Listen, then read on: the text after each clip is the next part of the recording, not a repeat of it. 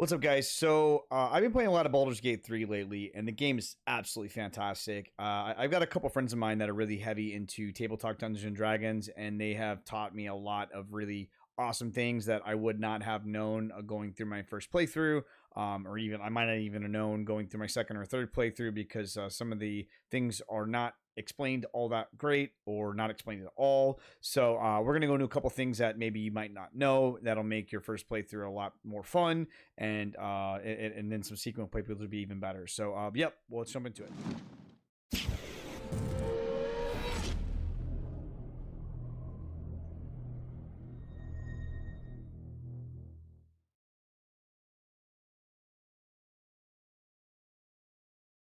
So the first question you probably are asking yourself is, should I play a pre-made character or should I make my own character?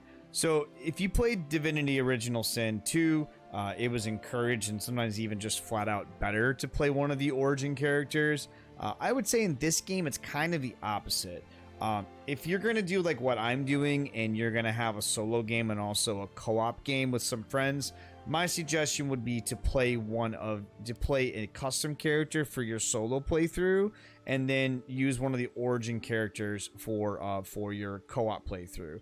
The reason why I say that is because the origin characters, you're going to be playing through probably the same content that you played through on your solo character, but you're going to get to see different parts or different sections of the game through the other character's eyes. So it just makes it a little bit different of an experience. And that way you can get, so maybe, for example, maybe your party is, your character, Astarion, Gale, and Shadowheart, and you're not using any Karlach or Will, right? So maybe you pick for your co-op game, you pick like Karlach or Will, and then you get to see kind of more of their story without having to do another playthrough. So that would be my suggestion on that thing. Also, too, one of the things you are going to want to change, regardless if you choose a custom character or if you choose one of the origin characters, you're going to want to go to your ability scores, and you're going to want to make sure that all of your abilities are even numbers. The reason for this is that this is heavily based off of Dungeons & Dragons 5th edition, and if you have an odd ability score, you're essentially wasting a point. So you do want to make these even. If you see a Astarion, I made all of his numbers even. That's what you're going to want to do, because you're going to be wasting a lot of points and wasting a lot of efficiency if you do that. So that's one thing you're going to want to do. You are going to want to change all of that stuff out when you're creating your character.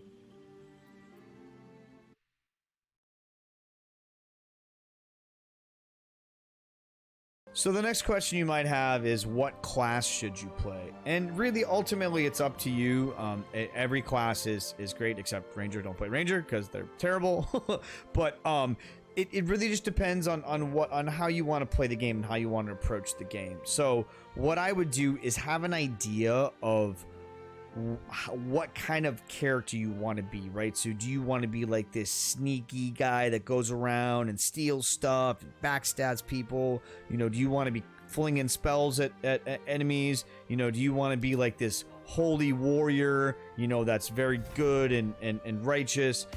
Have an idea of what kind of character archetype and kind of how you want your character to be, and then that will allow you to pick a class that aligns with that.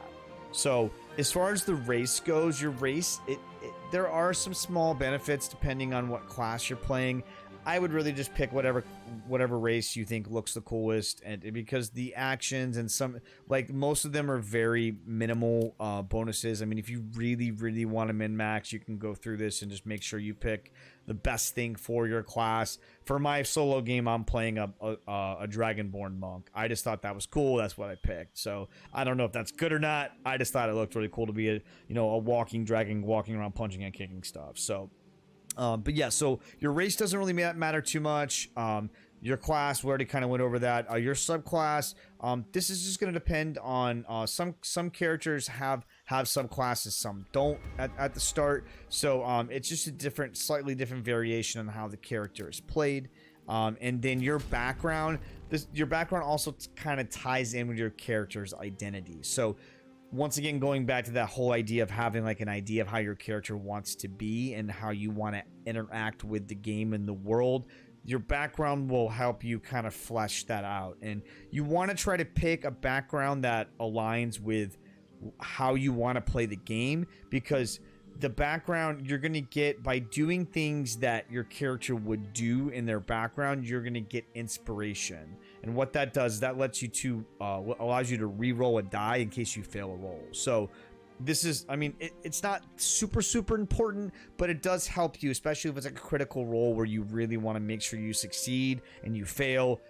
If you have been acting how your character would act, you know, so if you're a soldier and you've been doing soldier things and you got some inspiration, then you can re-roll that die again to get another chance to succeed.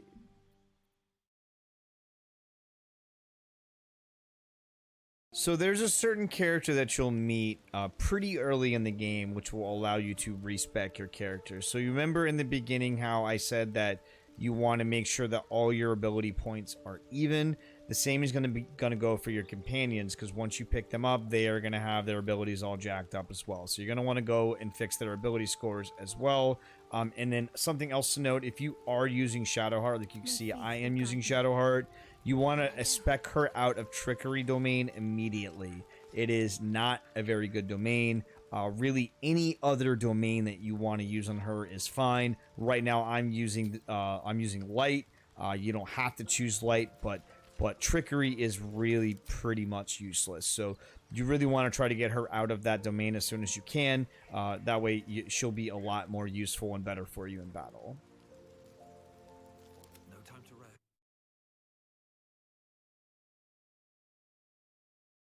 So the next question you might ask is, should you multiclass? When should you multiclass? If you're going to, how do you multiclass? What's a good split? It is a relatively complicated mechanic if you don't know much about it or have never played Dungeons and Dragons or Pathfinder. So I'll try to make it simplified for you so it makes it easy for you guys to understand, and if you don't know how it works. So if you're not aware, you can multi-class. So when your character levels, I'm just going to respec my class here so you can see. I'm just going to keep everything the same. And then I'll show you. So we're going to keep everything the same. We're not going to change anything except. So when your character levels up, it's going to give you this screen here for the level up, right? Now there's going to be a tiny little button up here at the top where you can add a class. So if you want to add a class, you go up here and you can choose what class you want to add. So a good rule of thumb is if you are a martial class, like a warrior or a fighter, a monk, a barbarian, a rogue, those are generally classes that you want to multi-class because they benefit greatly from multi-classing. If you're a caster, so like a wizard, a warlock, a sorcerer, those classes are typically better off as single classes, although there are a few exceptions. For instance, fighters, wizard, things like that. So if you are going to multi-class, so in the example of a wizard, let's say you wanted to be a wizard that wore heavy armor. So you wanted to go wizard fighter. So what you would do in that aspect is you would want to take level 1 as fighter and then add wizard later. The reason for that is because your weapon and armor proficiencies come from whatever class you choose level 1. So if you go wizard first, all you're going to have is light armor and simple weapons. And then if you add fighter later on, you're not going to have any of the weapon or armor proficiencies that a fighter has. So you're better off if you want to have like a battle mage type character, you want to pick fighter first and then add wizard later. Same goes for basically if you want to be a caster that wears heavy armor, you want to pick the heavy armor wearing class first and then add the spell casting class.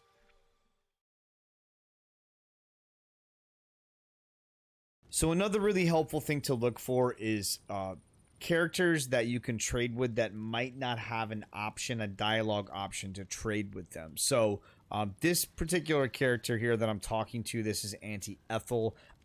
Normally, at least I never saw a trade option in the dialogue with her. I think because I've traded with her so much that it is now an option. But anytime you're talking to any NPCs, you want to look here on the left-hand side and look for this little trade icon, if this is highlighted and you're able to click on this, you can open up trade with this character during dialogue. So you can even pause in the middle of your dialogue, open up a trade window, trade with that character, and then go right back to the dialogue. You want to do this because a lot of these characters that aren't quote unquote vendors tend to have really good stuff. Sometimes it's crap, but a lot of times it's really good stuff. So Auntie Ethel, for example, she has got these elixirs of hill giant strength, which are really good. So I just bought them from her. So this sets your strength to 21. And this is really good if you've got any strength-based characters in your party. Barbarian, fighter, paladin, anybody that benefits from having a high strength score. This is set on your character until long rest. And she will replenish these potions every time you long rest. So you can stockpile these things. Really, really good. Some other really good ones are Elixir of Bloodlust if you have an assassin or just a straight up rogue on your party. That's really good for them. What that does is anytime you get a kill with that character, if they have the Bloodlust Elixir, they get an additional action. So these things, all these elixirs last until your next long rest, so they're really powerful. Definitely use these. It'll help you out a lot.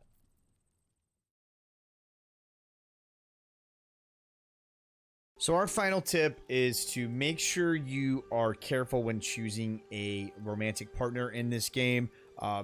Once you choose a romantic partner, you are basically locked into that romantic partner until basically the end of the game.